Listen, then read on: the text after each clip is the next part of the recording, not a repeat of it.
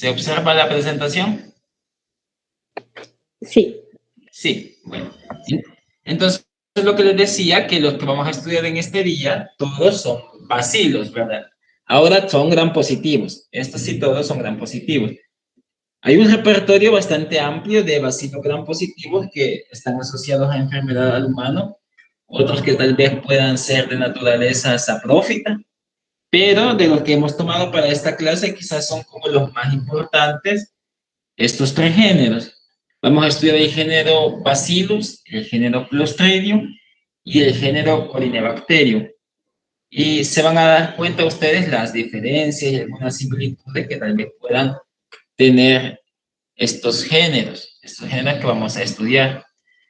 Entonces, al igual que la clase pasada, vamos a reconocer características comunes pertenecientes a estos bacilos gram positivos de importancia médica para los tres géneros que nos corresponde estudiar el día de ahora. Describir las características morfológicas, fisiológicas y antigénicas también de los géneros que vamos a estudiar. Vamos a conocer los principales medios de cultivo, pruebas de identificación bioquímica o pruebas serológicas, si las hay, que permitan la identificación de los agentes estudiados. Y vamos a mencionar algunas de las patologías asociadas a los géneros en estudio. Entonces, primeramente vamos a hacer un esbozo referente a la clasificación de estos bacilos que ya dijimos que son gram positivos. Ahora, un criterio que nos sirve bastante a la hora de hacer esa clasificación general de los bacilos gram positivos es verificar si tienen o no la formación de esporas. Entonces, ese es un criterio morfológico y taxonómico que se utilizó por mucho tiempo para la clasificación. Entonces, vemos que tenemos acá en esto que se conocen como diagramas de flujo dicotómico. Entonces, vemos que que son bacilos gram positivos y que pueden haber tanto no esporulados como esporulados, ¿verdad? Con esta estructura de resistencia que ya habíamos visto anteriormente en clases pasadas, en el curso pasado, ¿verdad? Que es lo que se conoce como espora. Y vuelvo a recalcar, las esporas bacterianas son estructuras de resistencia. Sí, para cuando la bacteria está sometida en condiciones adversas, algunas tienen la habilidad de formar esporas y otras no la poseen. Y también decimos de que no hay que confundir las esporas bacterianas con las esporas de los hongos, puesto que en los hongos las esporas son estructuras de reproducción, ya sea más que todo reproducción sexual. Entonces, en este caso, las esporas bacterianas no son estructuras de reproducción. Decimos que son estructuras de resistencia. Entonces, este criterio de si forma o no esporas nos ayuda a clasificarlos, a los bacilos gram positivos. Entonces, dentro de los que son bacilos gram positivos no esporulados, tenemos aquellos que son de naturaleza aeróbica y anaeróbica, en base a sus requerimientos de oxígeno. Entonces, si se dan cuenta, dentro de los bacilos gram positivos no esporulados aerobios, tenemos acá al que vamos a estudiar en esta clase, al género Corynebacterium, como bacilo gram positivo no esporulado aerobio.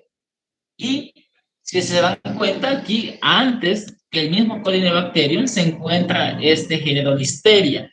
También es un bacilito corto gram positivo, pero que no lo vamos a estudiar en esta clase porque vamos a tener una sesión de grupo únicamente para este género. Entonces, por eso no lo vamos a estudiar acá. Pero si se fijan, incluso hasta antes del mismo Corynebacterium y con otros géneros también, pero de mayor importancia, quizás de todo este conglomerado que tenemos acá, hemos tomado el Corynebacterium como objeto de estudio. Aunque ya les menciono, ya vamos adelantándonos con este género Listeria para que lo tengamos ya en mente de que es un bacilo gram positivo, ¿verdad? No esporulado, pero de naturaleza aeróbica.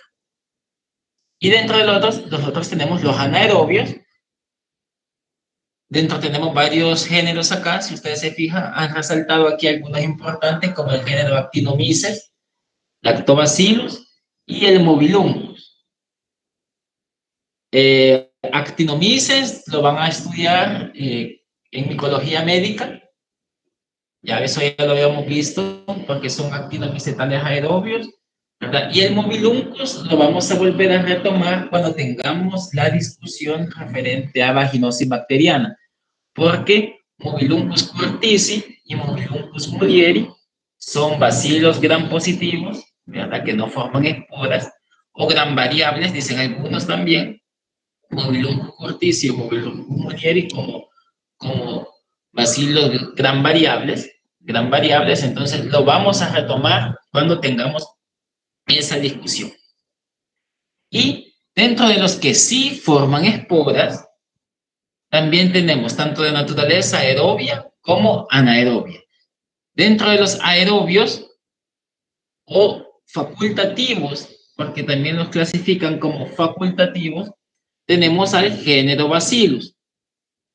Y estos los demás que son de importancia médica pero en menor magnitud. Y tenemos los del género Clostridium, que son totalmente anaerobios, ¿verdad? O algunos dicen aerotolerantes, también algunos, dependiendo de la especie o sí, dependiendo más que todo de la especie, y vamos a ver, están contenidos en este género Clostridium. Entonces, anteriormente, a todos los bacilos gram positivos que formaran esporas y que fueran anaerobios, a todos los metieron en este taxón de Clostridium, pero fueron viendo que ya por situaciones, algunas fenotípicas y otras genotípicas, entonces el género Clostridium se fue fraccionando y es a lo que tenemos hasta el día de ahora, que no solamente el género Clostridium es un bacilo gram positivo formador de esporas, sino que también tenemos a otros géneros, pero que no los vamos a retomar en este día. Solo para que tengan en mente de que hay más géneros que sean bacilos gram positivos, formadores de esporas, que son anaerobios, diferentes a Clostridium.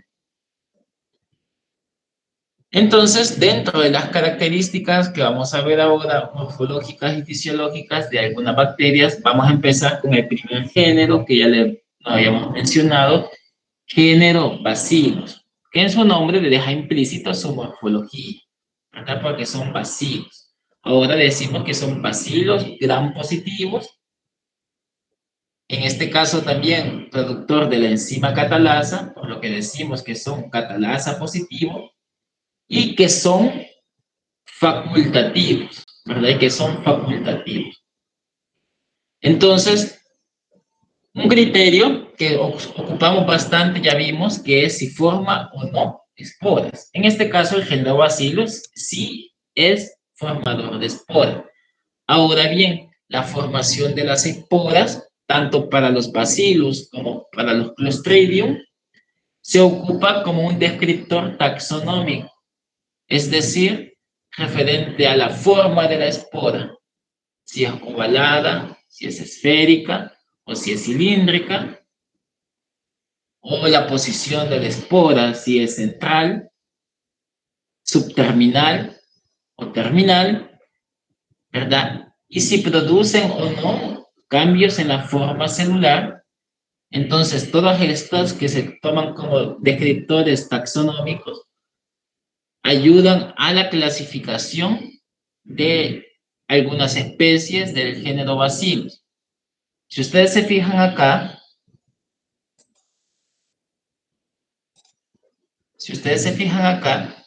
tenemos eso de que estamos hablando en relación a la posición de las esporas. Si ustedes se fijan acá, en este diagrama tenemos las esporas que están al final del cuerpo del bacilo como esporas terminales, las que están completamente en el centro de los bacilitos, esporas centrales, y las que casi llegan a la punta o al extremo de los bacilos, ya casi a la puntita, entonces tenemos como esporas subterminales. Entonces, estos criterios a la hora de la identificación de especies, por ejemplo, se tiene que tomar en cuenta. Ahora, ¿cómo podemos hacer esa visualización de las esporas? Entonces tenemos que echar de mano con tinciones especiales, ¿verdad? Como es el caso de la coloración de Schaffer-Fulton. Así lo anotan, vean, y lo van a buscar, vean, Schaffer, vean, S-H-A-F-F-E-R, Fulton.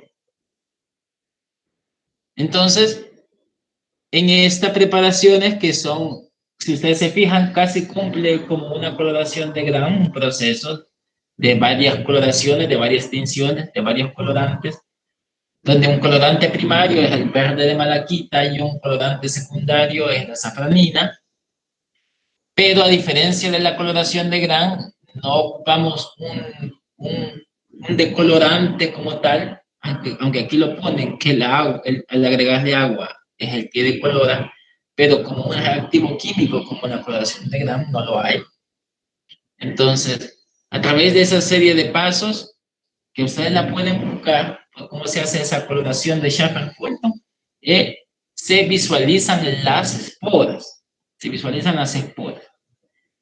Lo único diferente también con otra coloración, como la de Gran, por ejemplo, es que en esta aplicamos calor directamente en la preparación para permeabilizar la pared de la espora, para que la espora se permeabilice y el colorante primario, verde de malaquita, penetra en la espora y después cuando venga el proceso de lavado y el proceso de coloración con el colorante de contraste secundario, resalte la espora que se va a teñir de color verde.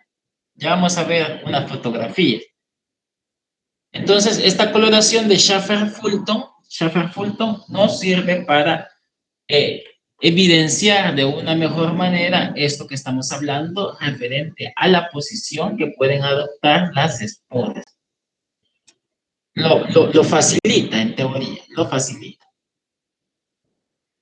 También tenemos que dentro de este género pueden metabolizar un amplio repertorio de componentes que pueden servir como fuente de carbono para el metabolismo de las bacterias, ¿verdad? Pueden ocupar ya sea metanol, celulosa y quitina, le pueden servir a estas bacterias como fuente de carbono, como fuente de carbono.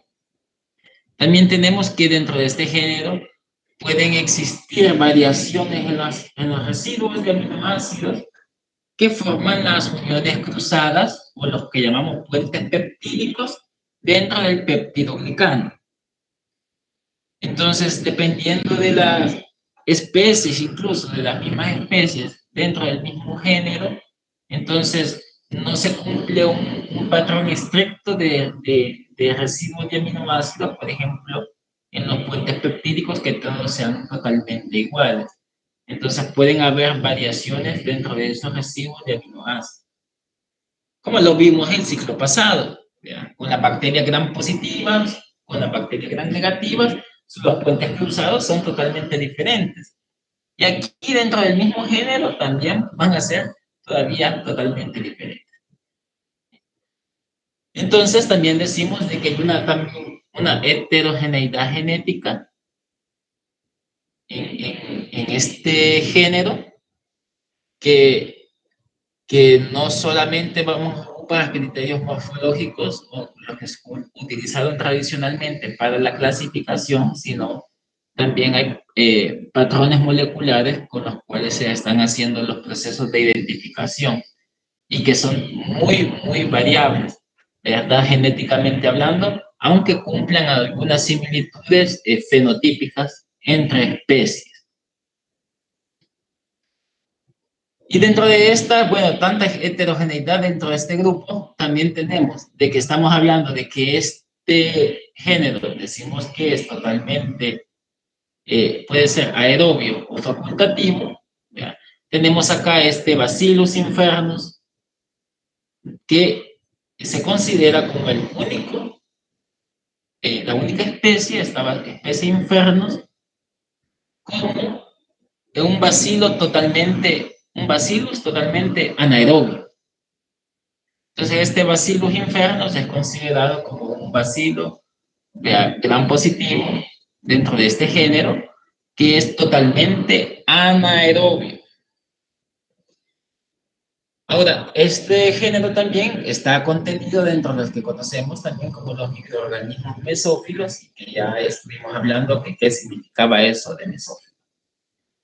Y tenemos que casi todas las especies pertenecientes al género Bacillus son especies móviles. Son especies móviles a través de flagelos perítricos. Si se recuerdan ustedes lo que era perítrico, cuando decíamos todos los flagelos que están dispuestos alrededor del cuerpo de la bacteria, entonces a eso nos referíamos con flagelos perítricos. Y solo hay uno, por ejemplo, Bacillus anthracis, que ese sí no es móvil, ese es inmóvil. Como de los de importancia médica, que ya vamos a ver que el Bacillus anthracis, como el prototipo, tenemos que es un bacilo, un Bacillus anthracis es como un bacilo gran positivo inmóvil, no se mueve. Los demás dentro del género, en teoría, sí son móviles.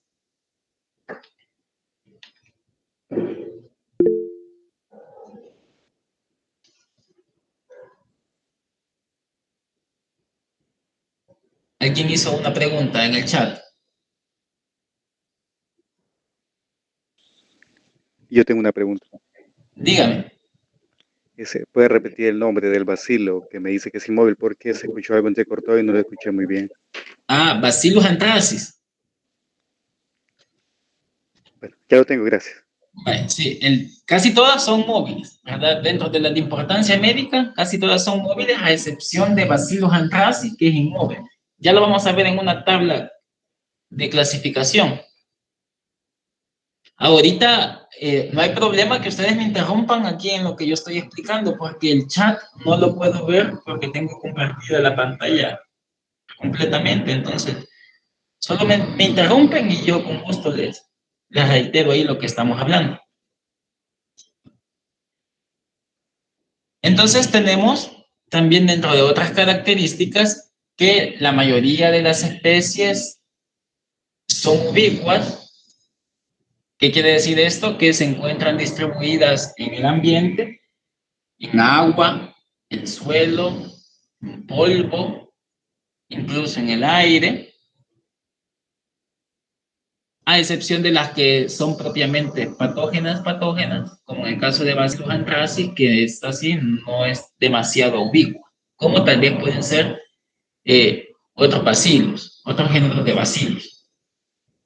Y se utilizan estos microorganismos en la industria, ¿verdad? Para la producción, ya sea de antibióticos o de vitaminas. Entonces, todavía aquí tenemos este ejemplo, bacilos subtilis, que es un bacilo ubicuo, un bacilo del ambiente, que imagínense lo pueden ocupar en la industria para la producción de vitamina B1.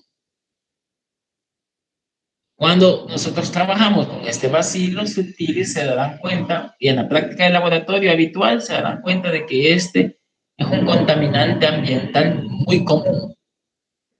Entonces, cuando trabajan con sus placas de Petri y todo, y están sembrando y van a ver, tal vez si no toman las condiciones de asepsia, allí les va a aparecer ese bacilito contaminando de los medios de cultivo si no tienen las precauciones debidas. Entonces, cuando vean un bacilo sutiles en un medio de cultivo, por ejemplo, se darán cuenta de que este está como contaminante, porque ya dijimos que la mayoría de estas especies son ubicuas en el ambiente. Ahora bien, tenemos que estos microorganismos pueden ser utilizados dentro del género Bacillus como microorganismos indicadores. ¿Indicadores de qué? De que si los procesos de esterilización se están cumpliendo adecuadamente, en particular con las autoclaves. Entonces, para valorar si una autoclave, por ejemplo, está esterilizando adecuadamente o no, se pueden utilizar tanto indicadores químicos como indicadores biológicos. Cuando se utilizan bacillus, entonces obviamente está entrando dentro de la categoría de indicadores biológicos. ¿Por qué creerán ustedes de que se utiliza este género como indicador biológico de esterilidad, por ejemplo, para un autoclave en diferente a otros microorganismos que tal vez se pueden utilizar?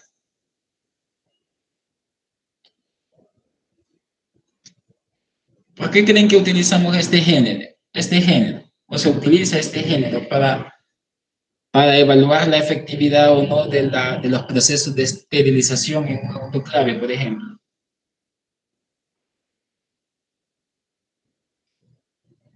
¿Será porque tiene los flagelos y puede ser móvil? Fíjese que no tanto los flagelos, más es otra característica morfológica.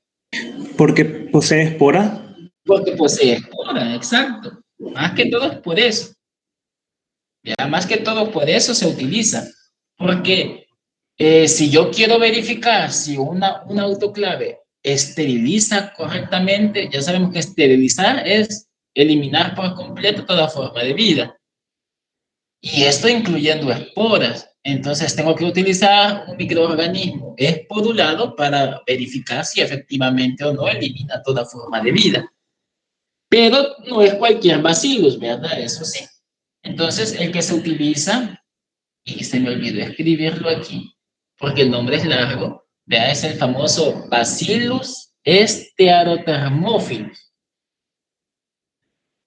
Allí lo escriben, allí en su cuaderno, vean, Bacillus stearothermophilus, y ahí lo googlean y ven cómo van las posiciones de las hachas. ¿Ya? Y ese es el que se utiliza habitualmente como control biológico de esterilidad. ¿Verdad? Ya mencionaron por la propiedad de que es formador de esporas. Entonces, dentro de las principales especies de Bacillus que causan enfermedad en el humano, tenemos estas 4: Bacillus anthracis, Bacillus cereus, Bacillus mycoides y Bacillus thuringiensis. Todos estos 4 especies de Bacillus forman el grupo que se le conoce como grupo Bacillus cereus. Pero si ustedes se fijan, a pesar de que sean 4, prácticamente quizás solo 2 son los más importantes dentro de este grupo. El listado es enorme de bacillus, de especies de bacillus, pero tenemos 4 principales y dentro de estas 4 principales, 2 más principales. ¿Verdad? El Bacillus anthracis como productor de carbunco o anthrax, si se recuerdan, que antes se le tenía mucho, bueno, todavía se le tiene miedo a la toxina que produce Bacillus anthracis, ¿verdad? Que fue utilizada hasta como arma biológica, y la de Bacillus cereus, ¿verdad? Como productor de intoxicaciones alimentarias, donde aquí también una toxina juega un papel importante a la hora de producir enfermedad. Entonces, así tenemos este grupo, ¿verdad? Este grupo Bacillus cereus, y vamos a ver ya más adelante qué características en común cumple ese grupo. Ahora vamos a ver algunas características de crecimiento dentro de este género que son comunes. Por ejemplo, tenemos de que crece óptimamente en agar sangre de carnero al 5% y en agar chocolate. Crece muy bien a 37 grados centígrados en aerobiosis. No es necesario estarle colocando otro tipo de atmósfera más que la aeróbica, como ya vimos en la clasificación también como aerobio o facultativo. Entonces, él crece maravillosamente en una atmósfera aerobia. Ahora, si quisiéramos estimular, por ejemplo, la producción de esporas, porque nos puede servir a la hora de clasificarlo, entonces se le puede añadir al medio de cultivo sulfato de manganeso. No es magnesio, si ustedes se fijan, es sulfato de manganeso a una concentración de 5 microgramos mililitros. Se le añade, puede ser a estos dos medios de cultivo, para estimular la producción de la espora, de las esporas. A la hora de que tengamos crecimiento de estos microorganismos en medios de cultivo líquido, en caldos, por ejemplo, hay que tener cuidado a la hora de hacer la interpretación de la coloración de grano. Puesto de que mencionan que en caldos, y más en caldos que no están como con demasiado tiempo de incubación, por ejemplo, pueden teñirse de gran negativos los bacilos. Entonces, en caldos, fíjense, y en los caldos para hemocultivo también, en los caldos para hemocultivo suele pasar también, menciona la literatura, de que pueden observarse estos bacilos, si no están por mucho tiempo incubados, los pueden colorear y pueden parecer gran negativo. Entonces, lo mejor es que se haga una resiembra en un medio de cultivo sólido que tenga mucho más tiempo de incubación, un periodo de incubación un poco largo, digamos ya unas 24 horas, tal vez no 18 horas, 24, 48 horas, y cuando se haga la coloración de grano, entonces sí los vamos a ver efectivamente como bacilos gram positivos. Entonces, hay que tener cuidado en esto, cuando tengamos los crecimientos en caldo. Una característica también de todas las bacterias que sean esporuladas también es que cuando realizamos la coloración de grano, la espora no se tiñe. Ya vamos a ver una fotografía de coloración de grano para ver cómo se ve una espora. Si decimos que no se tiñe, entonces esperamos de que verla como un espacio blanco, ¿verdad? O incoloro en el cuerpecito del bacilo. Ahora tenemos aquí un crecimiento. Este creo que es de Bacillus, este es de Bacillus cereus, para que veamos algunas características morfológicas de crecimiento y que las comparte también con el otro género que hemos mencionado, con el Bacillus thuringiensis. Entonces puede tener la colonia una textura mate a granular. Si ustedes se fijan, casi se ve como un poquito grisácea. Son beta hemolíticas. En el caso de Bacillus cereus y Bacillus thuringiensis, sí son colonias beta hemolíticas, cosa que no podemos evaluar aquí. No se ve eso porque no está la placa contraluz. Ya les dije que con luz transmitida es que tenemos que ver las hemólisis para observarla de mejor manera. La mesa no tiene lámpara debajo, entonces uno tiene que poner la contraluz en una ventana o en una lámpara para poder observar si tiene uno. Pero nos mencionan que sí es beta hemolítica. De consistencia un poco untuosa, es decir, pegajosa, de bordes lisos o de bordes festoneados. Si ustedes se fijan acá, por ejemplo, este crecimiento que es bastante grande, y si viéramos alguna colonia en particular, esta por ejemplo, si nos acercáramos bastante, entonces sí viéramos que es de bordes como irregulares, ¿verdad? De bordes festoneados. Y si vemos también como que las colonias no son demasiado convexas, como tal vez las hemos visto en otras, por ejemplo, Staphylococcus aureus, que sí mirábamos perfectamente de que las colonias formaban hasta como una cupulita, una campanita bien bonitas. Entonces estas no son tan convexas como otras colonias. En el caso de Bacillus anthracis, siempre con el agar sangre, oscurecimiento en agar sangre, tenemos que dicen que pueden ser colonias pequeñas a blanco-grisáceas, aunque en realidad, bueno, esto porque quizás es un acercamiento, no se ven tan pequeñas, que pueden ser de superficie rugosa, y en este caso son no hemolíticas. Por eso decimos gamma hemolíticas, son no hemolíticas, a diferencia de la de Bacillus cereus, que ya dijimos que sí son beta-hemolíticos. También de consistencia viscosa. Y ahí a la creatividad del descriptor, vea que menciona de que pueden tener aspecto, vea, o consistencia de clara de huevo batido cuando lo toma con el asa bacteriológica, porque se forman picos permanentes a la hora de que se levanta la colonia. No se ve aquí, ya lo vamos a ver más adelante. O cuando se coloca en el microscopio de disección, el medio de cultivo, pues si queremos observar con mayor detalle las colonias, ¿verdad? Entonces se puede ver en su forma de cabeza de medusa, porque se vuelve como un poco filamentosa la colonia, un poco filamentosa. Entonces, por eso ese aspecto de cabeza de medusa. Pero ya les dije, esto se observa con el microscopio de disección, un microscopio de disección. Aquí ya este sí, si se fijan, ya este sí es un microscopio de disección. Y aquí ustedes ven la forma de cabezas de medusa. Tal vez pueda que no se aprecie muy bien, pero si ustedes se fijan, ese aspecto filamentoso quizás que se observa en la superficie de la colonia.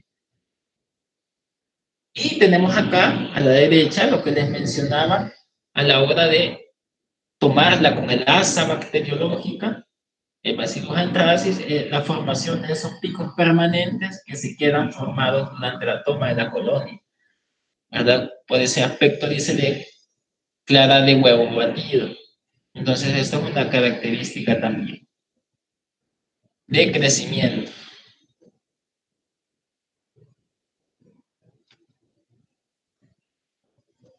En este caso, con Bacillus picoides, ¿verdad? Lo que tiene es que forma, tiene una morfología de colonia como de rizoides. ¿Verdad? Si ustedes se fijan, como raíces, de ahí vienen rizoides, como de forma de raíz, muy filamentosas. Aquí tenemos una fotografía donde se puede ver más cerca, y otras más lejanas, pero se observan esos como colochitos, ¿verdad? Que siempre son bacterias, pero tiende a filamentar demasiado.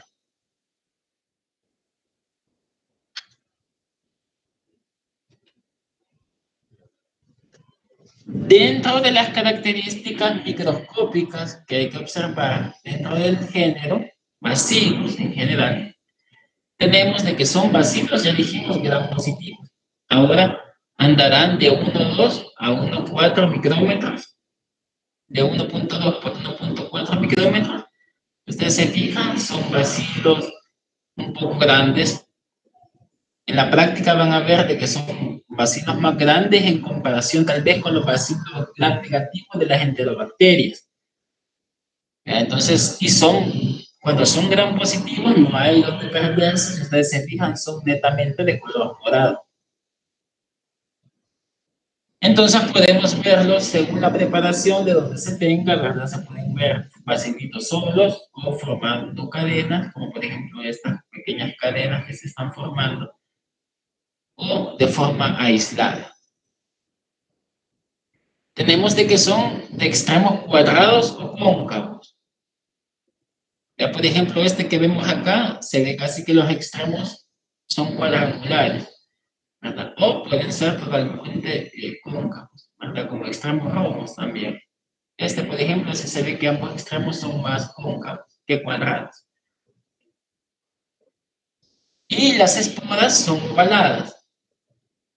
Ahora, pueden ser centrales o subterminales. Las esporas. Si ustedes se fijan aquí en esta preparación, por ejemplo, de tinción de Gram, no se ve ninguna espora coloreada. O sea, mejor dicho, no se ve ni que haya formación de espora, porque ya dijimos, la espora, por ejemplo, la tendríamos que ver aquí donde está el puntero, digamos, o aquí si es subterminal, aquí, pero incolora. Le dijimos que en la tinción de Gram y la espora no se tiñe, entonces le tendríamos que ver un huequito dentro del vacío. Más adelante vamos a ver una imagen donde se aprecie eso. pero por lo general, si ustedes se ven aquí, no ha formado espora. No ha formado espora.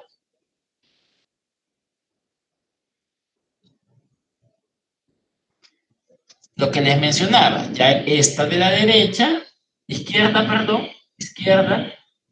si ustedes ven acá con detenimiento, estos que están acá o estos que están acá, si ustedes se fijan, ha formado espora y se ven como huecos.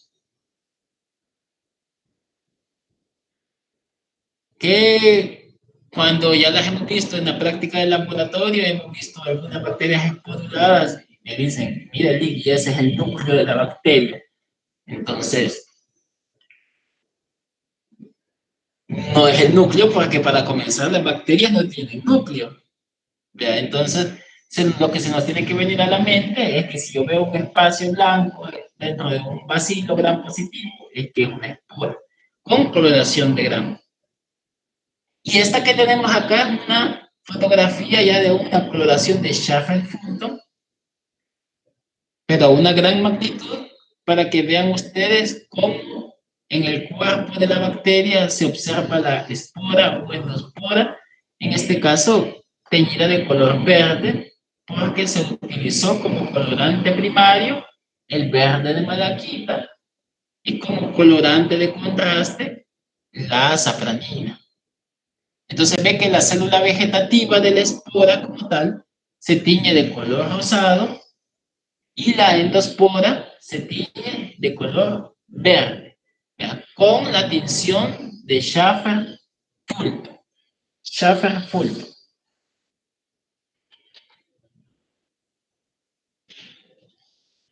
Ahora lo que les mencionaba, hay algunas características fenotípicas dentro del grupo Bacillus cereus. ¿Cuáles son esas características fenotípicas comunes?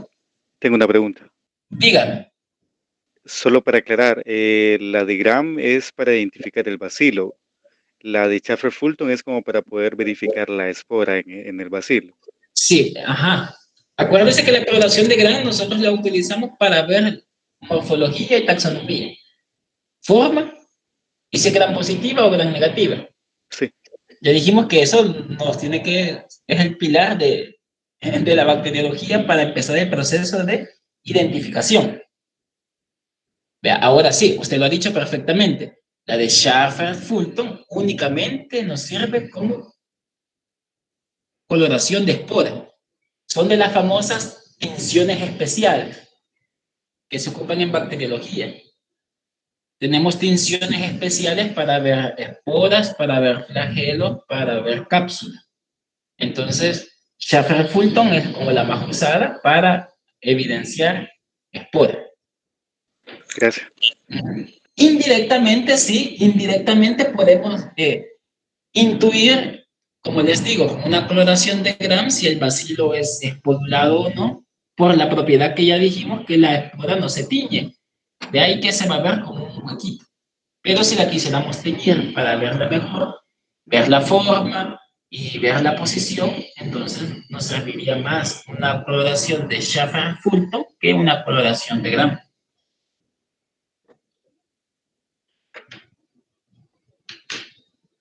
Entonces, como les mencionaba, tenemos unas características comunes para el grupo de Bacillus cereus. Si se recuerdan, ¿quiénes conformaban ese grupo? Eran 4, ¿se acuerdan? El Bacillus anthracis, el Ajá. Bacillus cereus, el Mycoides y el thuringiensis. Thuringiensis. Ajá. Thuringiensis, sí. Exacto. Entonces, características comunes, producción de la enzima lecitinasa. ¿Ya? La enzima lecitinasa, acuérdense de que se evidencia cuando se utiliza el agar yema de huevo. El agar yema de huevo, porque la yema tiene lecitina, entonces si la bacteria tiene la enzima lecitinasa, entonces se va a ver la hidrólisis de la lecitina. Entonces es lecitinasa positiva todo este grupo. Todos hidrolizan también dentro de este grupo. Aquí me he equivocado, aquí es caseína, no es casina, es caseína. ¿Se recuerdan dónde está esta proteína de la caseína?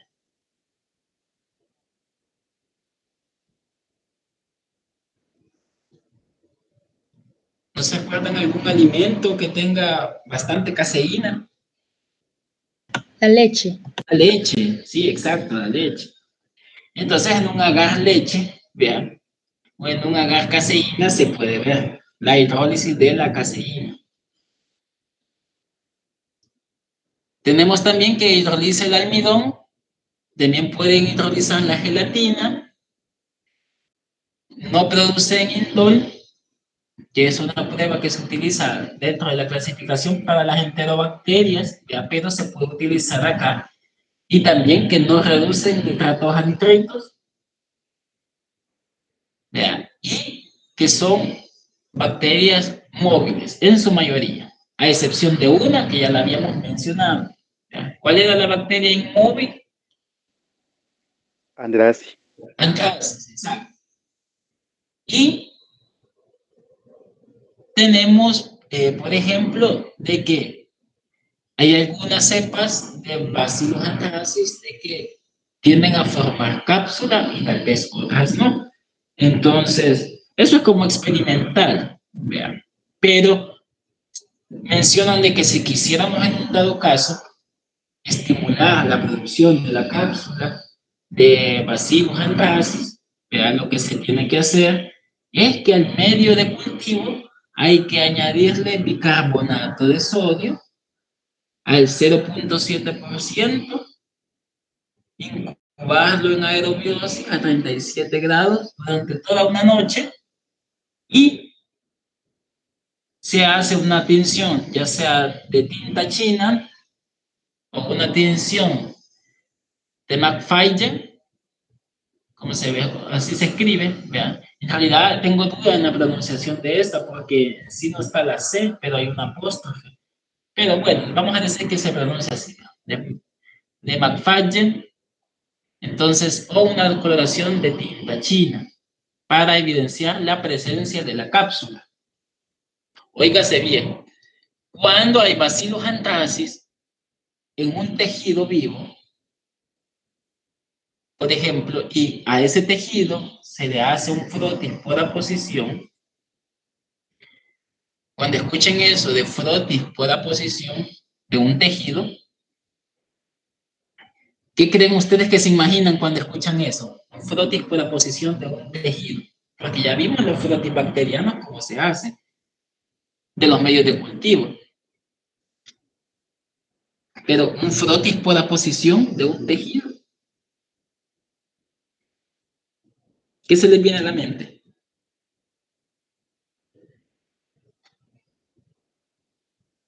A mí se me ocurre extraer tal vez del tejido, tal vez con un hisopo o algo. Hacer, ¿cómo? ¿Cómo?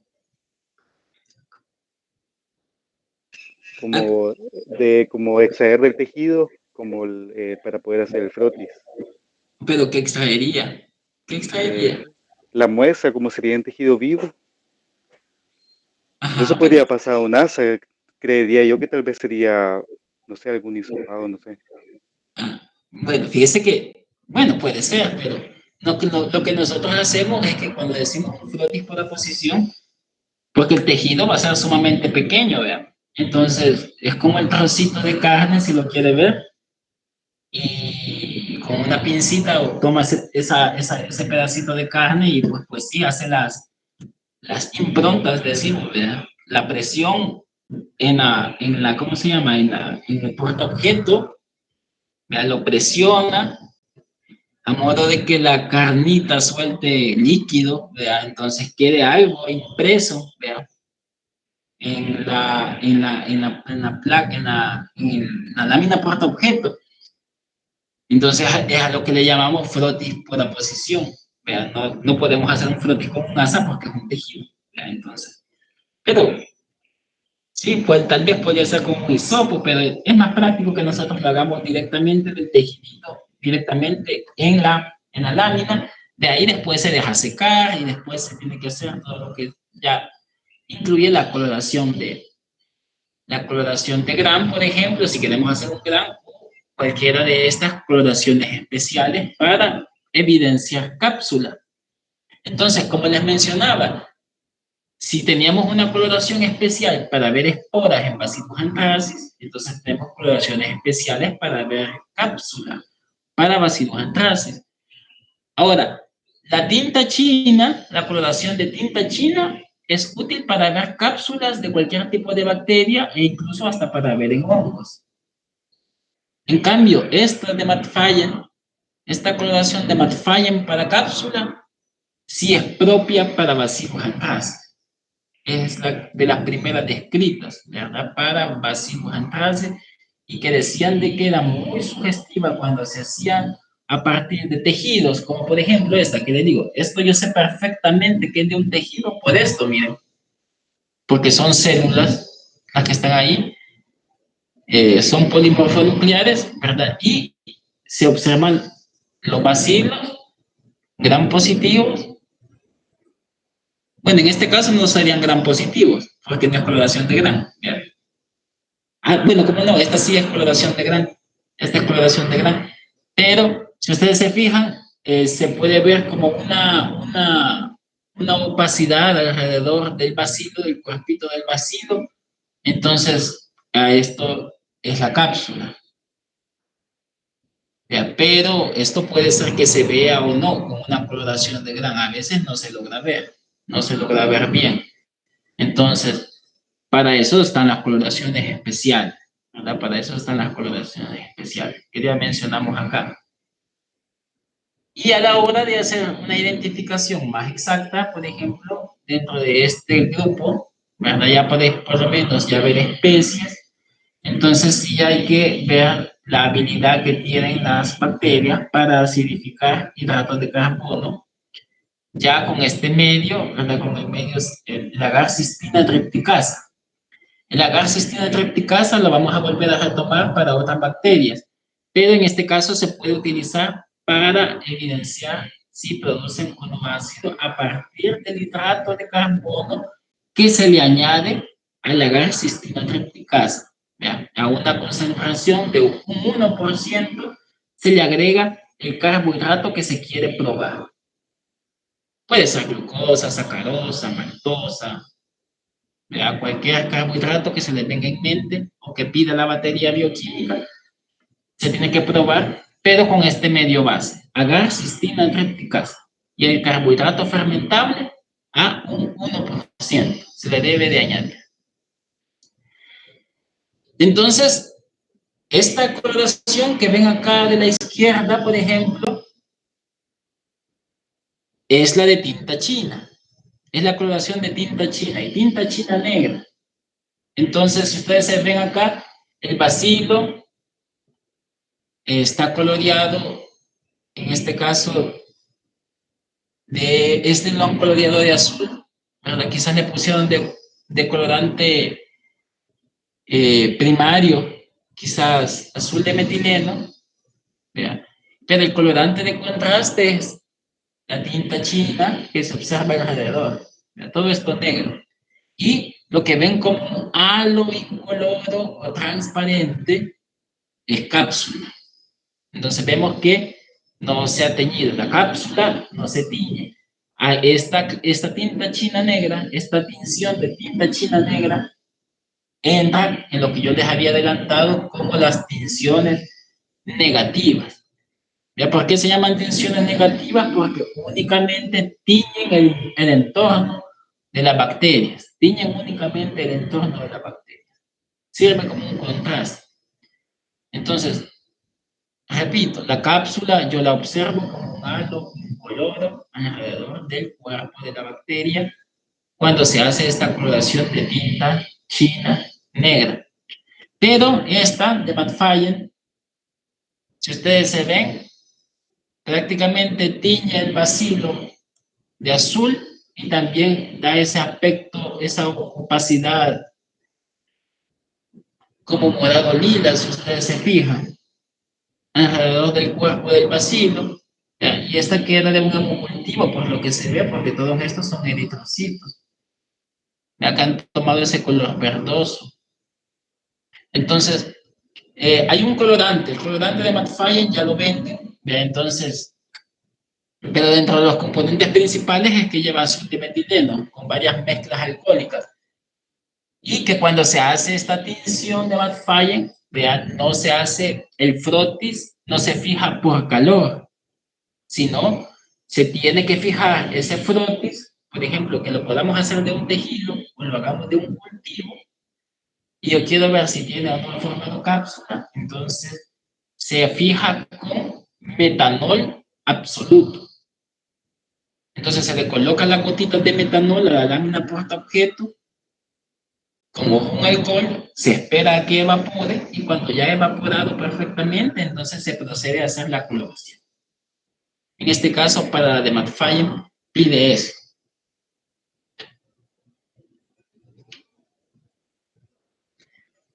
Tenemos acá algunas pruebas, ¿verdad? Para que veamos la movilidad que ya vimos que estamos haciendo énfasis para ver si en verdad o no es móvil.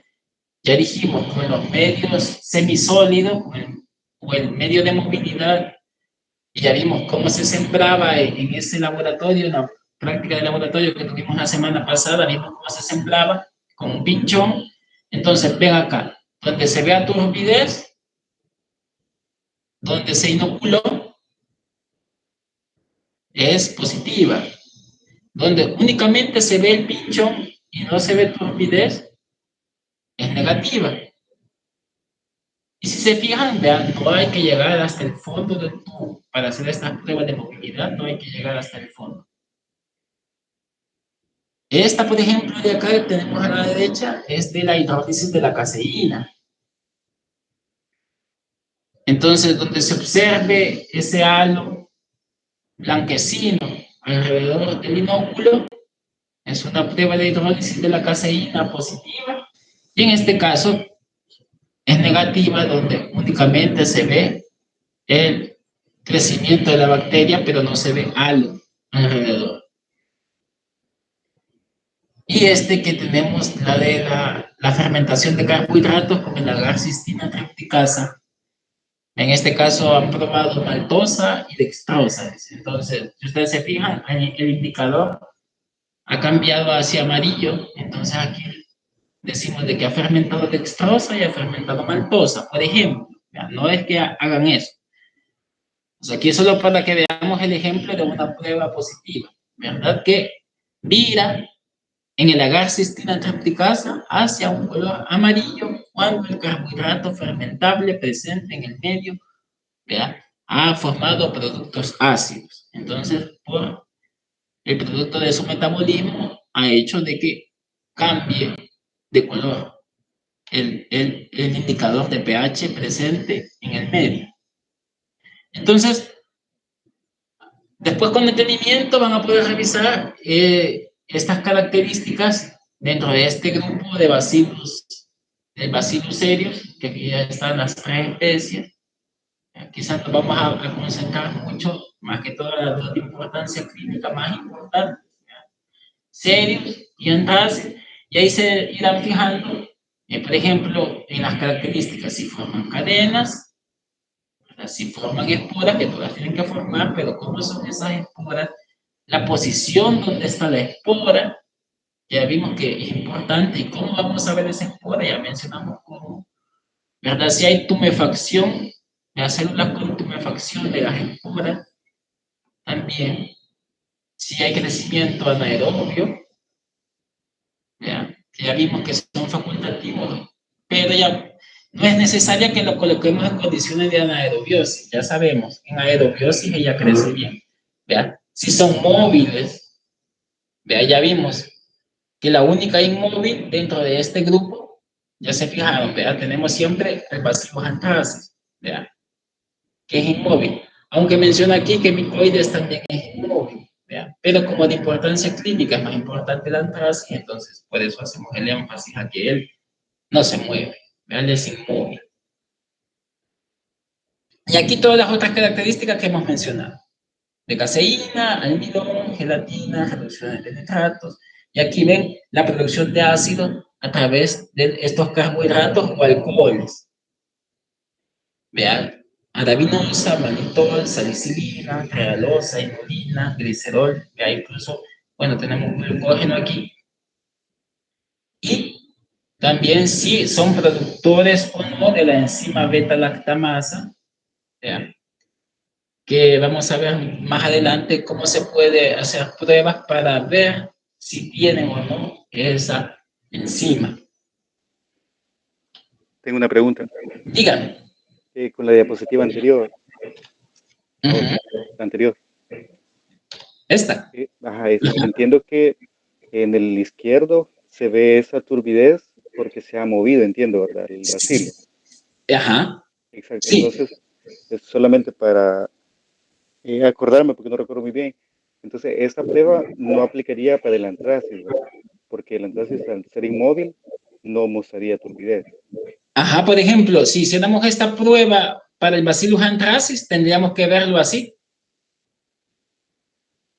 como inmóvil. Ujú. Entonces, esta Bien. aplicaría en importancia clínica, sería más que todo para el serio, y el antracis sería en Vaya, pero la ¿cómo va a placa. saber si es serio o es anthracis? O sea, independientemente se le tiene que hacer.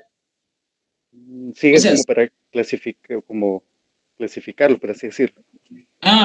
bueno, sí. O sea, como una diferencia entre el Cereus y el Anthracis, que el Anthracis es el inmóvil, el Cereus es móvil.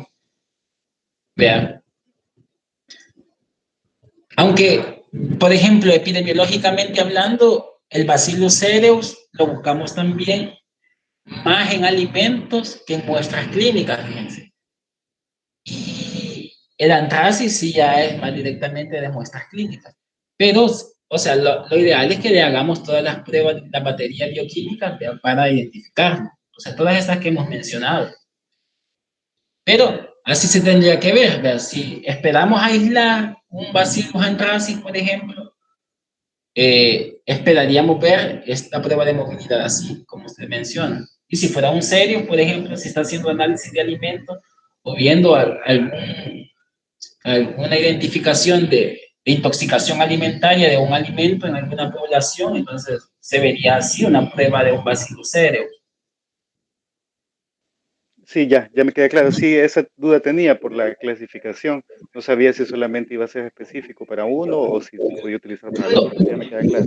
vaya, fíjese que nosotros por lo menos, independientemente, dependiendo del microorganismo que se está buscando, así se le tira por completo prueba bioquímica.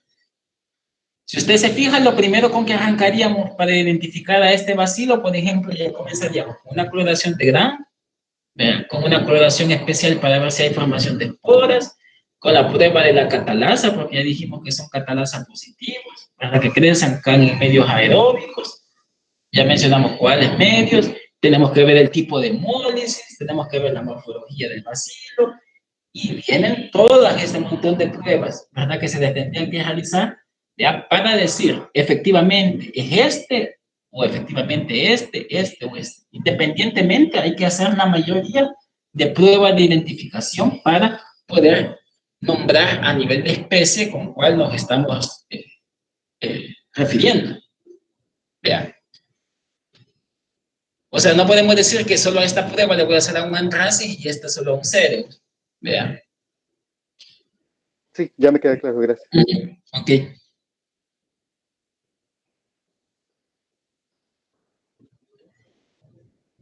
Entonces tenemos dentro del otro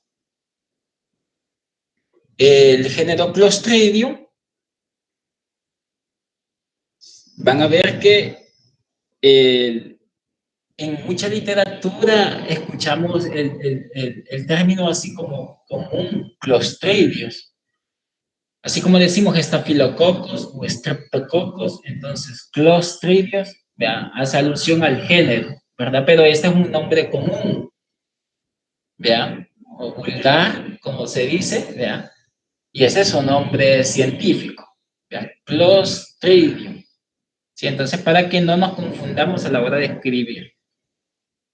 ¿Ya? Entonces, tenemos de que, a diferencia del pasado, del que vimos, bacillus, esta es bacteria anaerobia. Y unos son tales que dicen que son anaerobios estrictos. Ya vimos que el bacilo puede crecer en aerobiosis perfectamente. En cambio, hay que procurar que su atmósfera sea anaerobia, principalmente. Ahora, formador de espora, también es formador de espora. Al igual que el pasado, un género muy heterogéneo, muy heterogéneo, más en la actualidad. Como les decía, antes metieron a todos los bacilos gram positivos anaerobios, formadores de esporas, a todos los metieron en este género. Pero a medida fue avanzando con biología molecular, fueron haciendo otras clasificaciones. Y las especies ya van a ver que varían en cuanto a sus relaciones con el oxígeno, porque algunas tal vez son aerotolerantes, algunas son totalmente anaerobias. Entonces, dependiendo de la especie, así puede ser la atmósfera que más o menos necesite para la formación, para su crecimiento, perdón, para su crecimiento. Aquí tenemos una característica importante, ¿verdad? Que los clostridios que son aerotolerantes rara vez van a formar esporas. ¿Ya? Y la demostración de las esporas en algunos casos suele ser difíciles en algunas especies. ¿Ya? Entonces, para ver otros detalles fenotípicos que nos tienen que ayudar al proceso de identificación. Ahora tenemos dentro de los clostridios implicados en esta enfermedad, gangrena gaseosa, que tenemos varios microorganismos implicados. A la cabeza siempre va a ser Clostridium perfringens. Y allí le sigue después Clostridium bovis y Clostridium septicum. Para que nos llevemos en mente, porque a veces piensa que tendemos a pensar de que la gangrena gaseosa bacteriana es causada únicamente por Clostridium perfringens. Pero también tenemos a Clostridium novi o Clostridium septicum produciéndola en menor cantidad. Pero el principal siempre sigue siendo este.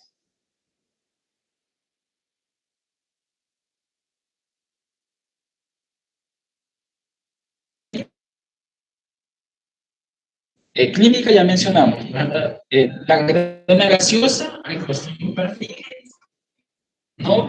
¿Verdad? Y tenemos también que el Clostridium perfringens no solo únicamente puede causar enfermedad por gangrena gaseosa, también puede causar enfermedades necróticas a nivel del intestino. Y puede causar enfermedad, intoxicaciones alimentarias, también puede causar Clostridium perfringens, ¿ya?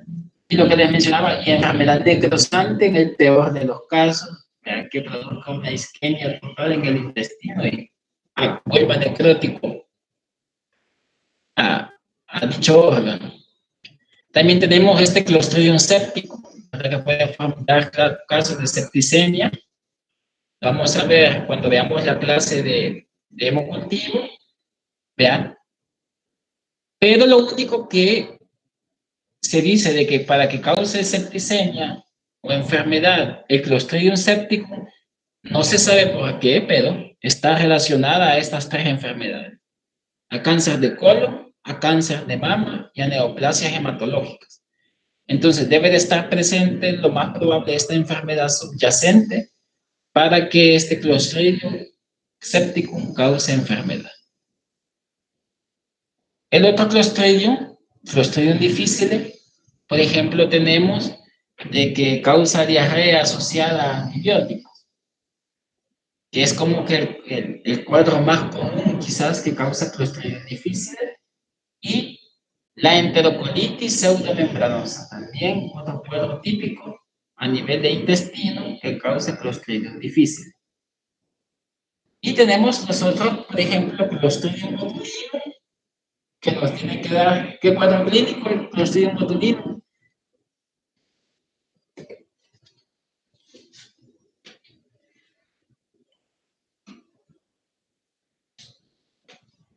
¿Se acuerdan? ¿Qué da el Clostridium botulinum?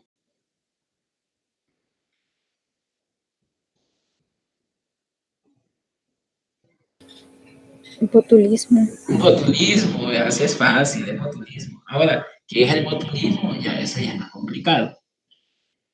Vean, pero lo pueden buscar ahí en su libro de texto de Murray, en Murray, allí habla sobre qué es el botulismo y la muerte que causa, vean, que es una enfermedad fatal. El botulismo mata en cuestión de horas. Las precauciones que hay que tener, los alimentos a los cuales está asociado el botulismo, ¿verdad? Los cuidados que hay que tener a la hora de escoger las latas de alimentos.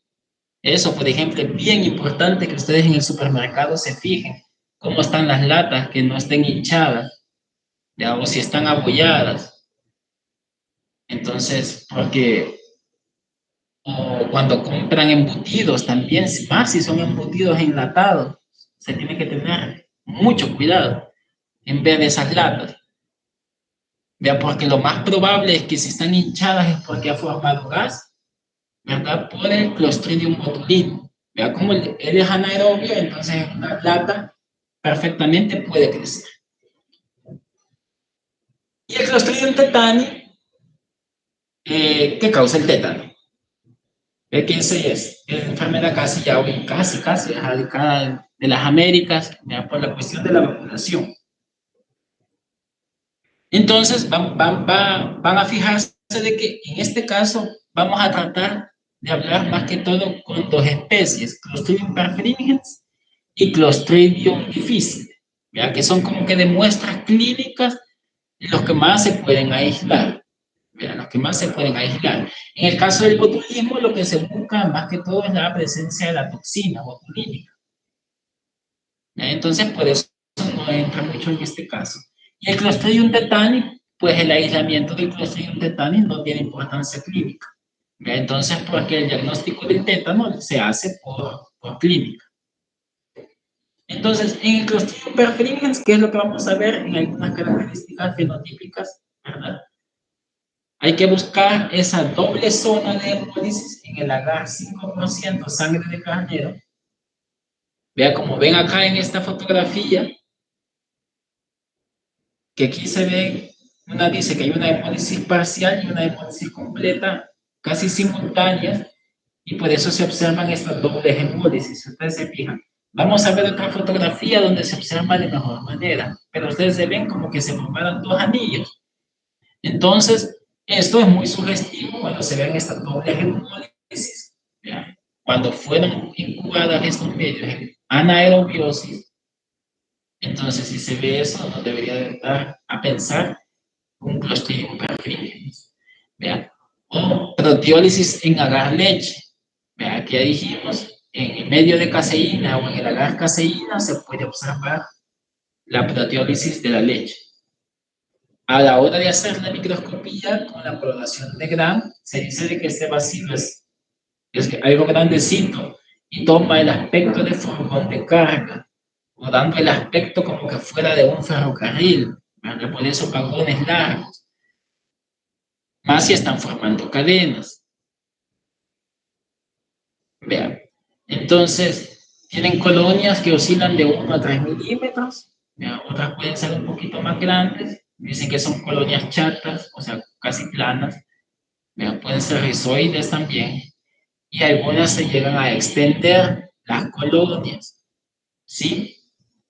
Pero, ojo, vean, esto que decimos que sean colonias extendidas, no quiere decir de que sea el microorganismo móvil, sino decimos que él es, por naturaleza, es un microorganismo inmóvil.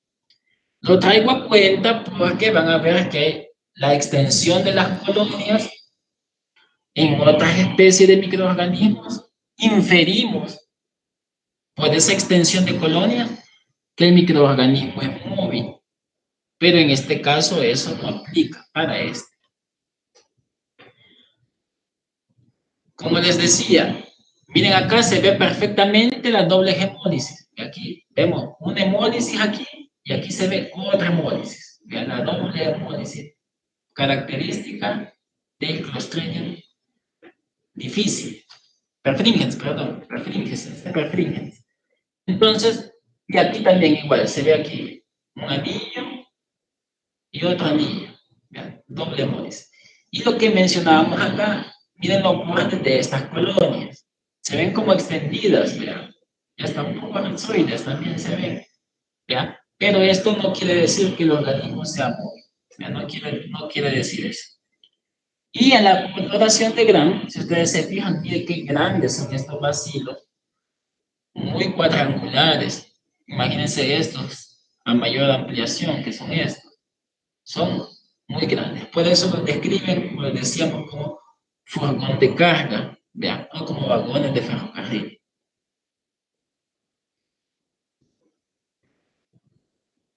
En el caso de Clostridium difficile, vamos a tener otras características fenotípicas, ¿verdad? Como el aislamiento que se tiene que hacer de este microorganismo, por ejemplo, a este tiene que aislar por técnica de selección de esporas.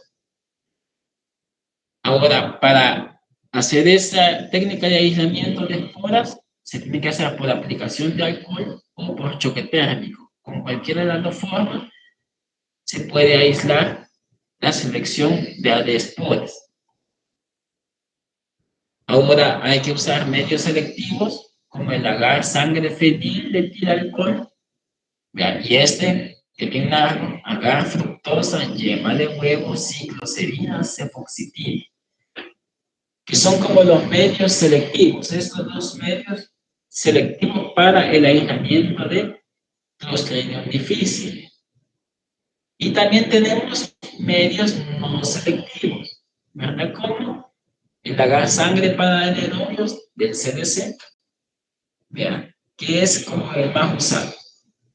Entonces, para el proceso de aislamiento, hay que usar siempre un medio selectivo, ya sea uno de estos dos, y un no selectivo, como este agar sangre para anaerobios CDC. Y no lo vayan a confundir con el agar 5% sangre de carnero, que ese es otro. Este es uno y este es otro totalmente, porque como vemos acá, es para anaerobios, ¿verdad? Tipo CDC, así tal cual se llama. Entonces, en estos medios no selectivos se pueden observar colonias no hemolíticas de 2 a 4 milímetros de diámetro, ya que pueden ser de grisáceas a translúcidas, ¿ya? Y levemente elevadas. O algunas pueden también tener bordes congesoides. En este caso, sí son microorganismos móviles, esta sí es móvil. La espora es subterminal y realizan la gelatina y la esculina, que ya vimos cómo se hace esa prueba de esculina. Bueno, la que vimos en realidad era bilis esculina, pero esta es solamente de esculina. Al final siempre es de buscar el precipitado negro, ¿verdad? Que se tiene que formar a la hora de realizar esa prueba. Y la fragmentación de carbohidratos, hay alcoholes, por ejemplo, manitol, manosa y glucosa. Fermentan estos tres componentes este género, Clostridium difficile.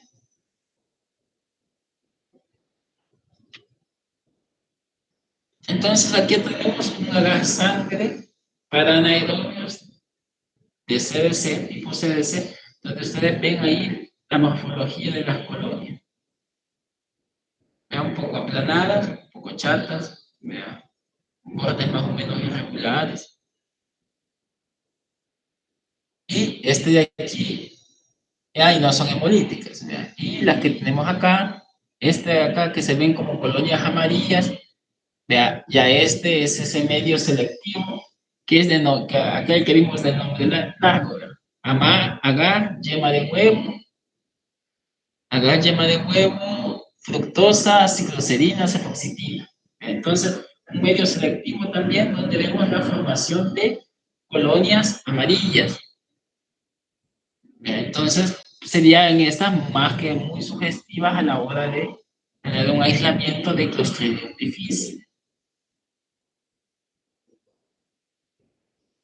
Entonces, ahí en su libro de texto pueden ver algunas características, ¿verdad?, que son útiles para algunas especies. Nosotros nos vamos a concentrar en las que ya les mencioné.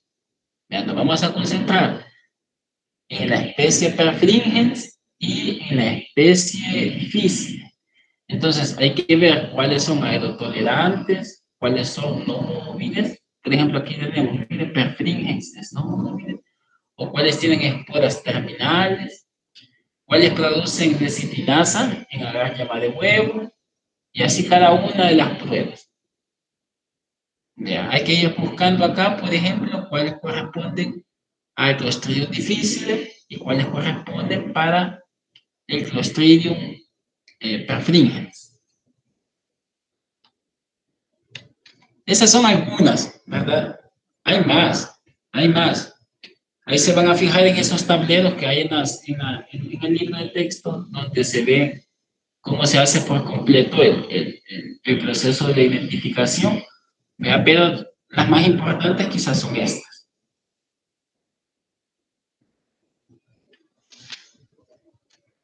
Y por último, tenemos este género, Corynebacterium, que al igual que el otro,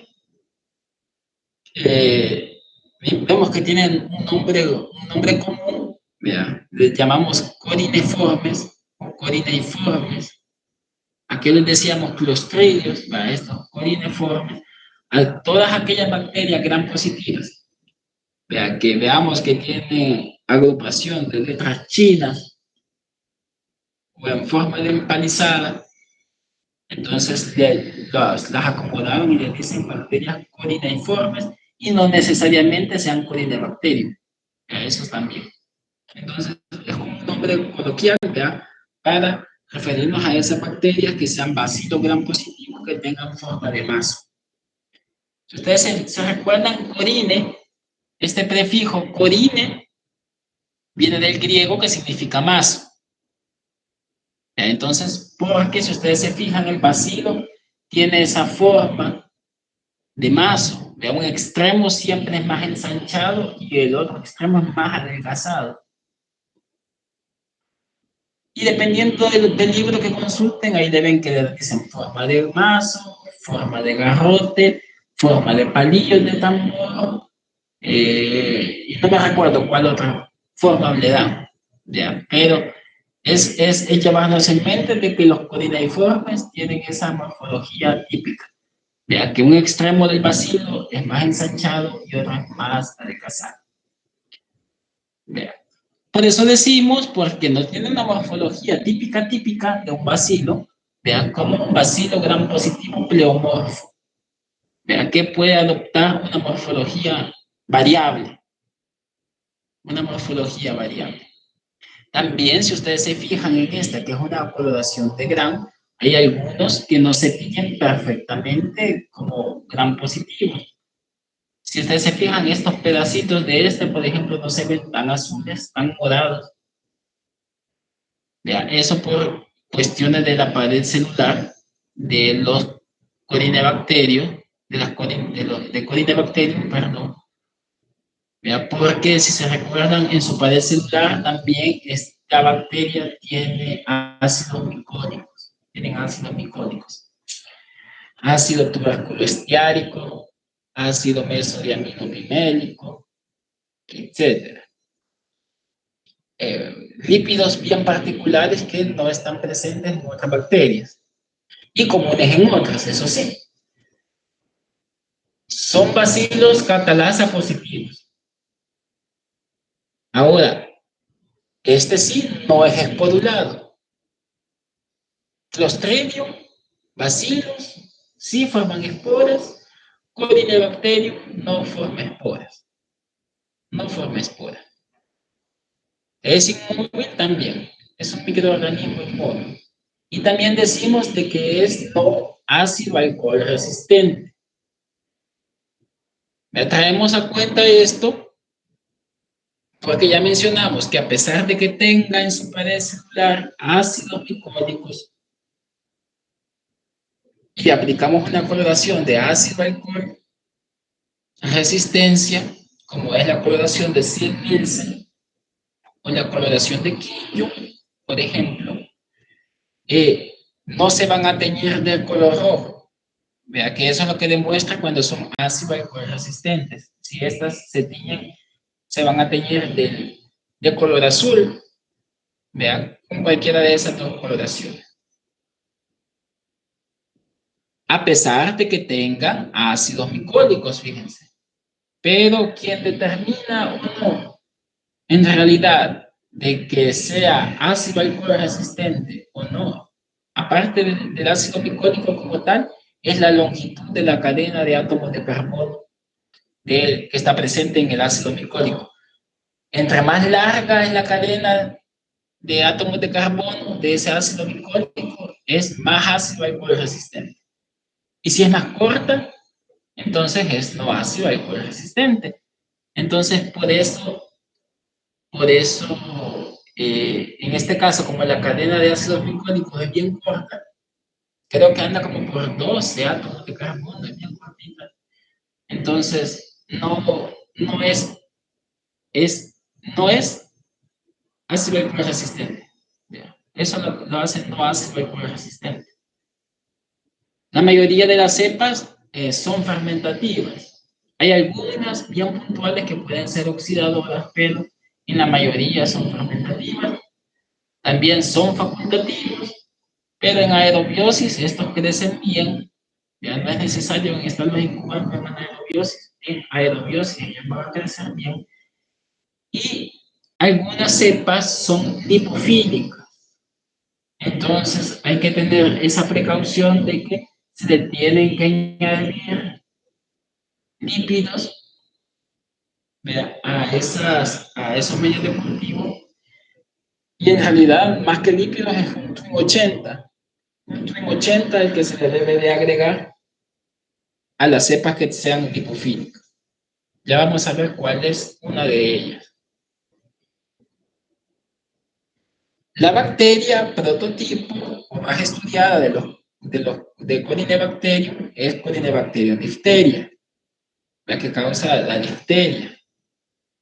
Entonces, para la identificación de este microorganismo que generalmente causa faringitis en niños o lesiones cutáneas, entonces hay que tomar con un hisopo que sea de Dacron, vea esa membrana o pseudomembrana blanco-grisácea, vea que está adherida en la faringe o en la orofaringe, o de la lesión cutánea, por ejemplo, vea, para transportarla puede ser en un medio de amis, vea, como este que está acá. No especifican cuál tipo de amis, vea que hay un amis con carbón, como lo ven acá, y hay otros sin carbón. Entonces, cualquiera de los dos pueden ser utilizados, vea, como medio de transporte. Vamos a tener una discusión donde vamos a hablar de eso, ¿verdad?, de los medios de transporte. Ya mencionamos aquí, vamos avanzando con un nombre, el medio de transporte de amis. Entonces puede ser utilizado para transportar ese hisopo con el que se tomó la muestra. Ahora, después inmediatamente, cuando se llegue al laboratorio, tiene que ser inoculado en agar 5% de carnero, ¿vea?, o en agar Columbia, ¿vea?, que es este agar Columbia o colistina ácido nalilíxico. Ese es el otro nombre que tiene. Agar Columbia o agar colistina ácido nalilíxico.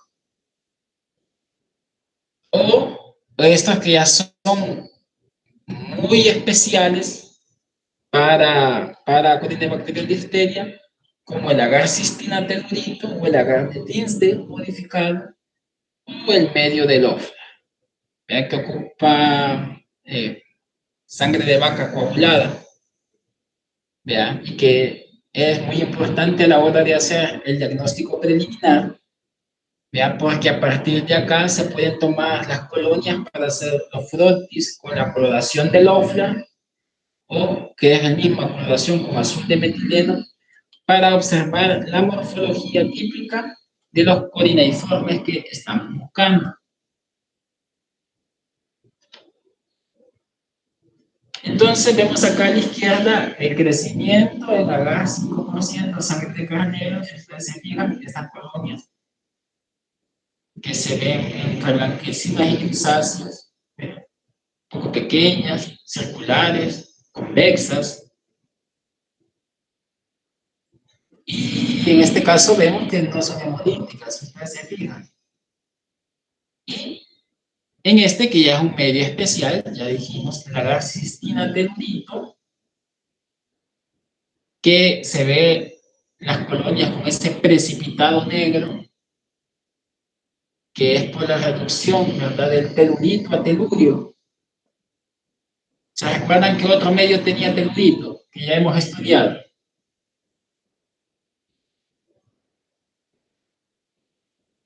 Que da esta característica, casi parecida a esta, con estos precipitados negros.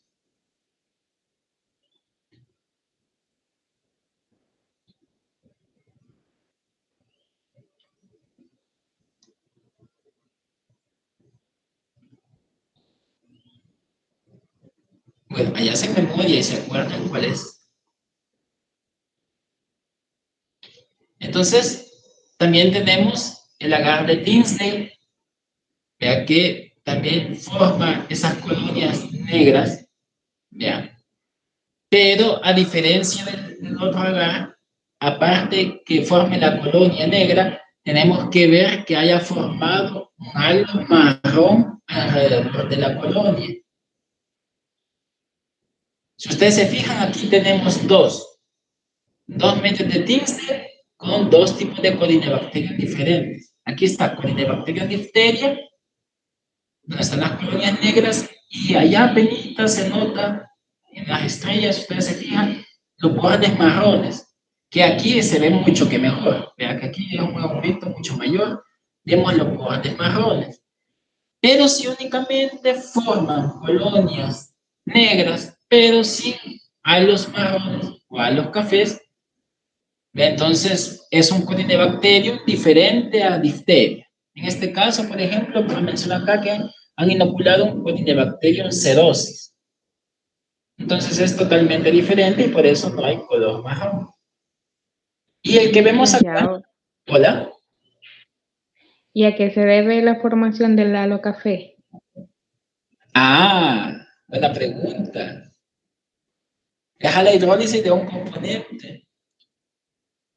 Ahí lo van a buscar. Te lo dejo de tarea.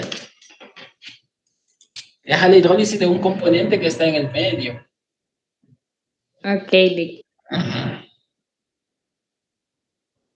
Aquí lo vamos a anotar.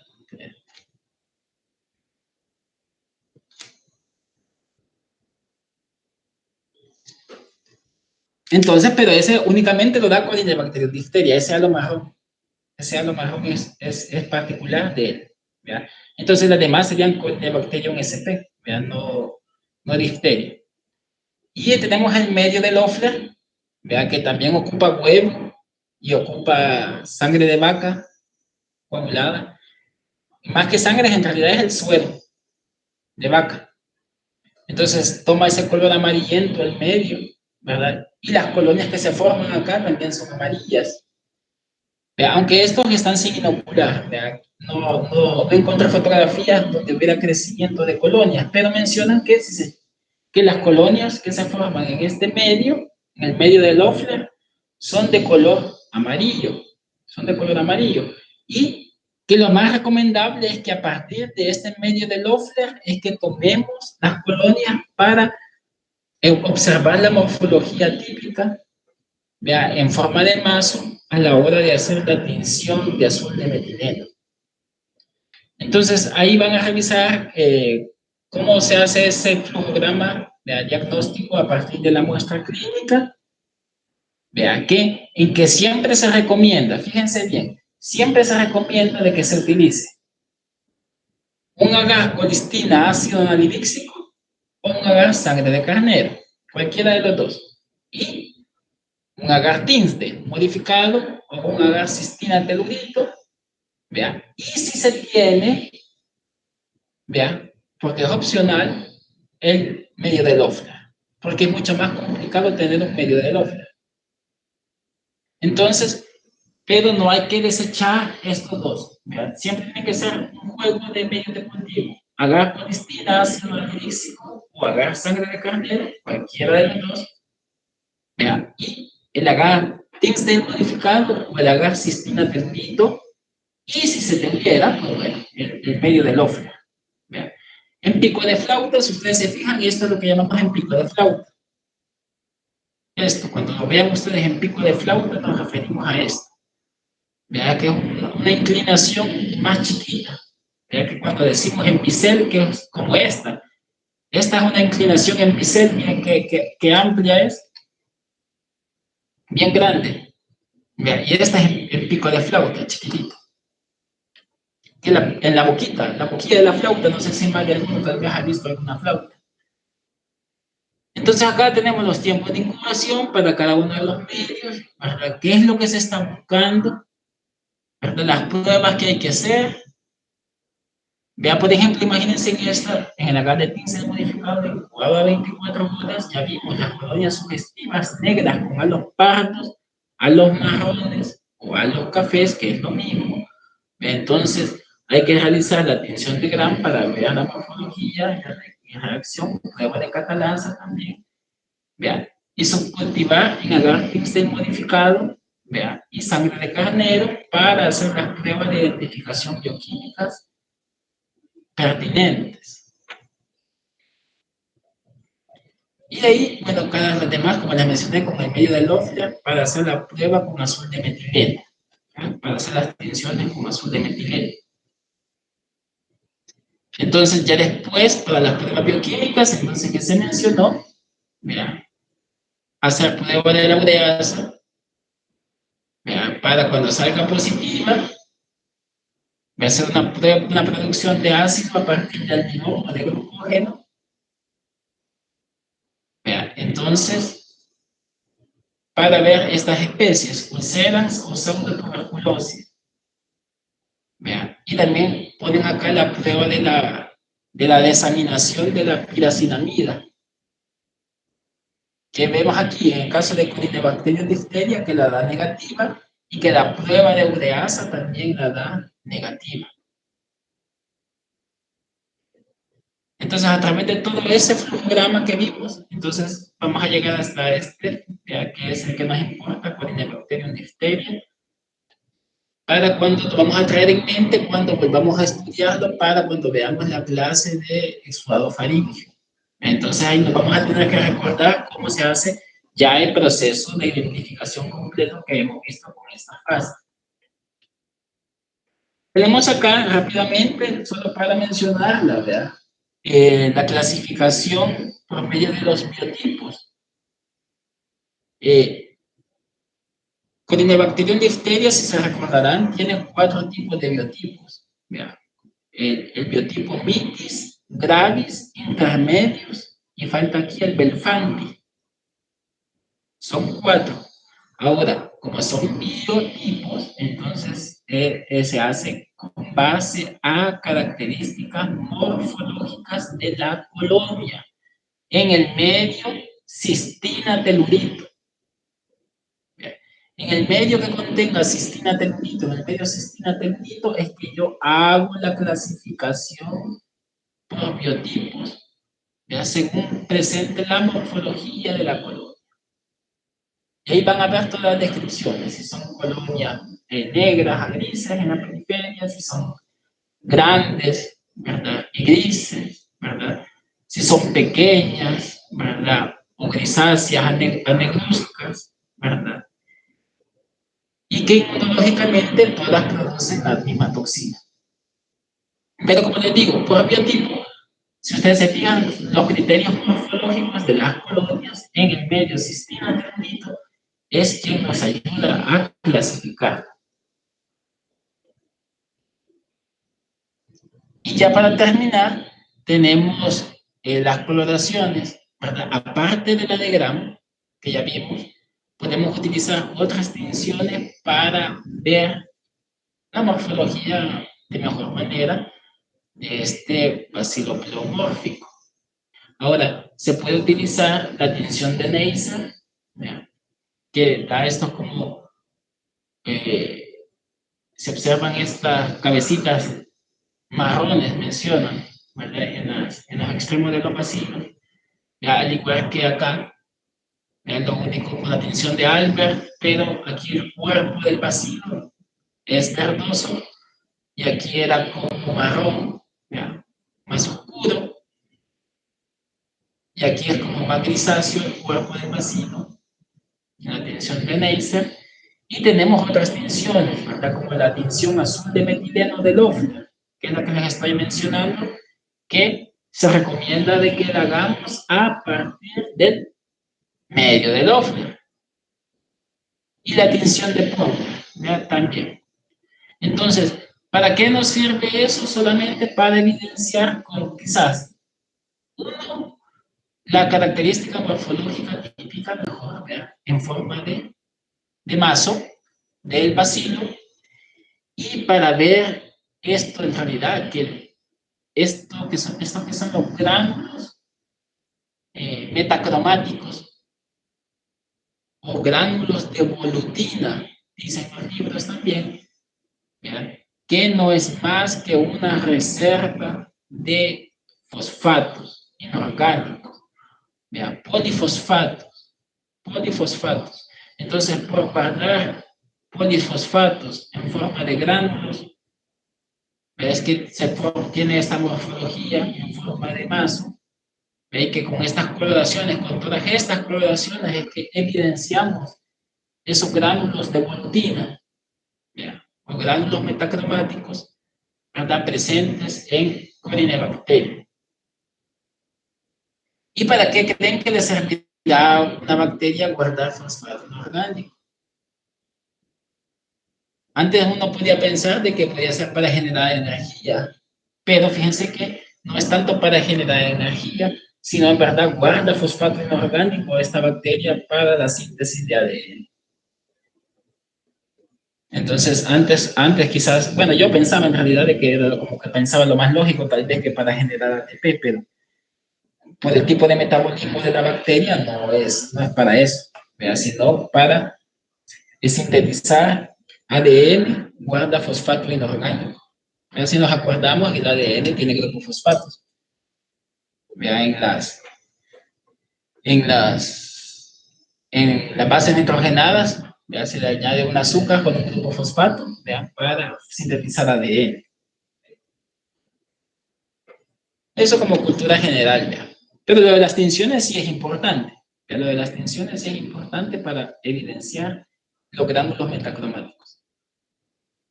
Entonces, van a revisar en su libro de Murray los cuadros clínicos, ¿verdad? Que causan cada microorganismo. ¿Verdad? Bacilos, ya dijimos que antracis y cerios son los que más nos interesan, y las enfermedades, ¿verdad? El carbón cutáneo, digestivo o por inhalación, ¿verdad? Y las enfermedades, más que todo, que dijimos que en bacilos serios están con gastroenteritis por intoxicación alimentaria. Investiguen a qué alimentos está asociada la intoxicación alimentaria por bacilos cereus también. Vean, los cuadros de gastroenteritis son más comunes que los oculares o pulmonares. Vean, es como bacilos antracis, casi siempre el carbón cutáneo viene siendo como el más asociado. De Clostridium difficile, de los Clostridios teníamos al difficile perfringens, y ven ustedes todas las otras listas de especies, ¿ya? La enfermedad que causa y el tipo de frecuencia. ¿Ya? Por eso casi siempre, si bien nos estamos quedando con difficile y con perfringens, ¿ya? Porque son los más frecuentes dentro de los Clostridios que causan enfermedad.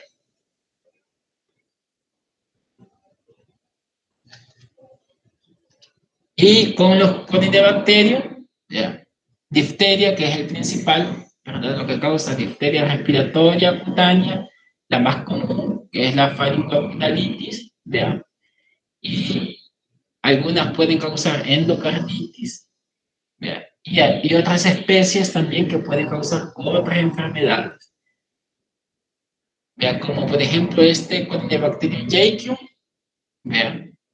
Que este es el que les decía, este es lipofílico, fíjense, Corynebacterium, este es lipofílico, necesita lípidos, ¿ya? Para crecer, o el Murialyticum, ¿ya? Que forma puede estar pielonefritis, ¿verdad? Colidiasis, ¿verdad? Porque al hidrolizar la urea, pues forma cálculos renales, ¿verdad? Y pueden causar una pielonefritis. Y aquí todos los otros, ¿verdad? Todos los demás.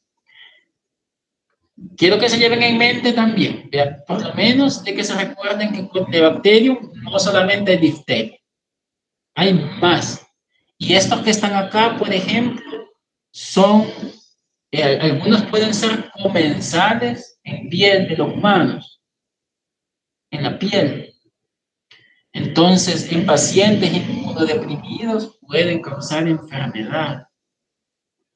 Porque suele pasar de que a veces creen de que es un contaminante, vean, el Corynebacterium, y puede estar, en realidad él no es contaminante, sino está causando enfermedad.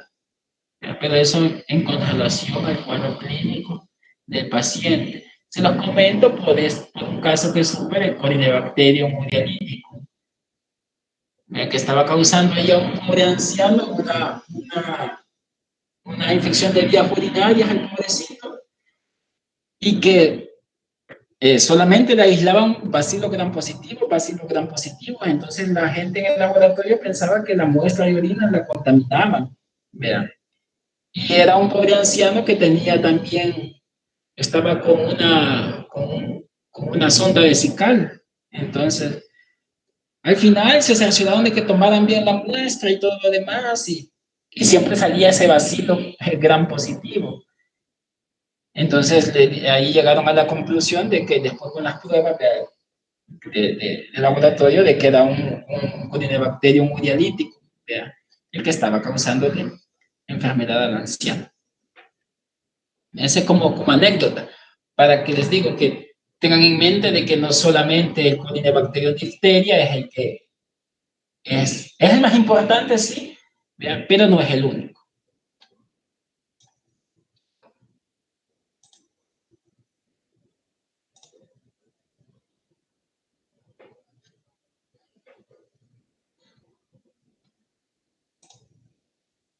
Entonces, no sé si tienen alguna duda respecto a lo que hemos visto.